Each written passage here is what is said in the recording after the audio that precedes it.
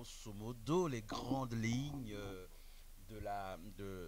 des activités de la Zawiya de Provence. Merci Mo. Et donc peut-être nous allons un peu aller bien au-delà parce que je disais tout à l'heure qu'il y a un contenu, il y a un contenu, n'est-ce pas, dans vos activités et que dans ce contenu, dans le contenu, il y a des projets. Il y a des projets, peut-être que, bon, alors c'est peut-être encore au début, on va peut-être pas encore tout dire parce qu'il vaut mieux plutôt garder bien le bébé au chaud, il est encore embryonnaire. Et donc du fait, on va quand même le préserver, hein, parce que sinon, on risque de l'avorter. Donc voilà. Bon, on va passer la parole à notre cher frère Tierno. Et donc pour nous parler, bon, je le sais un peu déjà, hein, je sais qu'évidemment, il y a un gros projet qui est déjà en phase d'expérimentation qu'on appelle Al-Hanafiya. Parlez-nous-en. Merci Mohamed.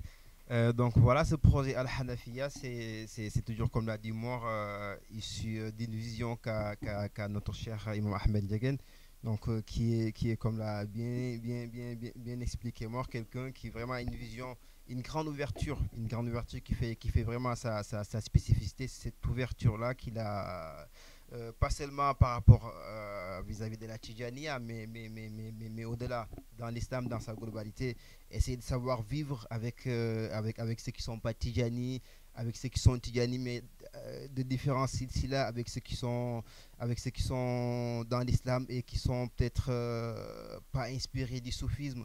Donc, son idée, c'est de vouloir partager avec tout le monde, vivre aussi avec ceux qui sont là, mais qui ne sont pas musulmans tout court. Et donc, ce projet Al-Hanafiya, c'est un projet d'enseignement coranique à la base, qui va se faire en ligne. Donc c'est ça la spécificité, c'est que les gens puissent apprendre, que ce soit pas que les enfants, mais aussi les adultes, parce que les adultes, on sait qu'il y en a qui sont pas instruits au niveau coranique, au niveau de l'islam, mais qui ont cette peut-être cette gêne là de pouvoir retourner à l'école.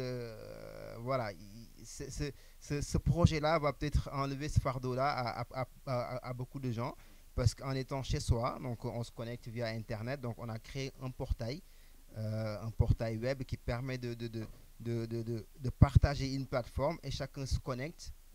Une fois qu'on est connecté, il y a un enseignant qui dispense ses cours à distance et donc avec des moyens technologiques qui sont actuellement à notre disposition. Donc on le fait avec une grande facilité en fait. Donc avec une grande facilité. Donc ce projet est en phase d'expérimentation.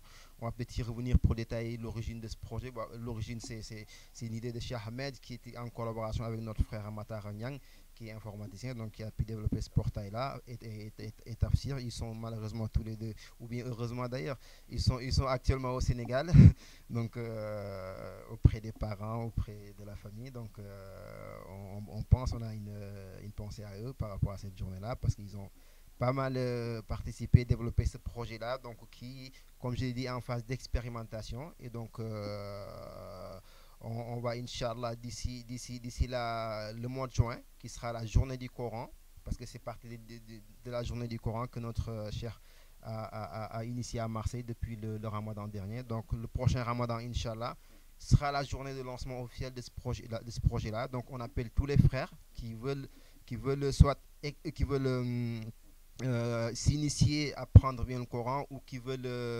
améliorer, perfectionner aussi leur apprentissage. Donc il y a des enseignants de qualité qui sont à disposition, qui peuvent dispenser ces cours-là. Et avec facilité, comme je l'ai dit, on se connecte chez soi, équipé d'un ordinateur, d'un casque avec microphone. On peut, Inch'Allah, essayer de réaliser ce projet-là, qui, j'espère, va satisfaire les attentes en fait des uns et des autres, parce qu'il y a, un- il y a une grande attente derrière ça, Inch'Allah. Donc tout à l'heure, on essaiera de parler avec les autres sur le projet de manière plus détaillée, mais Inch'Allah, on prie Dieu pour que ça se réalise par rapport à nos souhaits, Inch'Allah.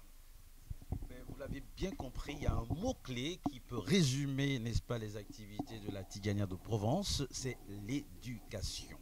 L'éducation est le mot phare, vous l'aviez bien compris.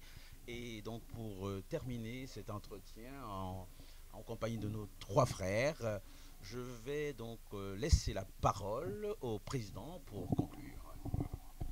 Mohamed, encore merci et merci aux frères donc, qui ont été très, très, très perspicaces. Je pense que les choses sont en place. Donc là, donc, on va continuer cette journée, Inch'Allah. On attend les invités qui continuent à affluer donc, dans la salle.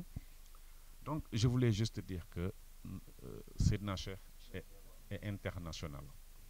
Et pourquoi j'insiste sur ce point, c'est que Mohamed qui fait l'interview est un cas très donc, révélateur de ce point-là, puisque Seigne Babacar Si radiallahu ta'ala anhu nous a enseigné Ahmad Mazayao, Baldarat Zawayao. Aujourd'hui, à travers Cheikh Ahmed, donc Mohamed Khali qui est en train de faire l'interview s'appelle Georges Binopon, donc qui est d'origine camerounaise. Et aujourd'hui, on est béninoise aussi. Aujourd'hui, il est en train de faire l'interview avec des Sénégalais, il est camerounais, béninois aussi. Vous voyez, il y a les Algériens. Tout ça pour dire quoi?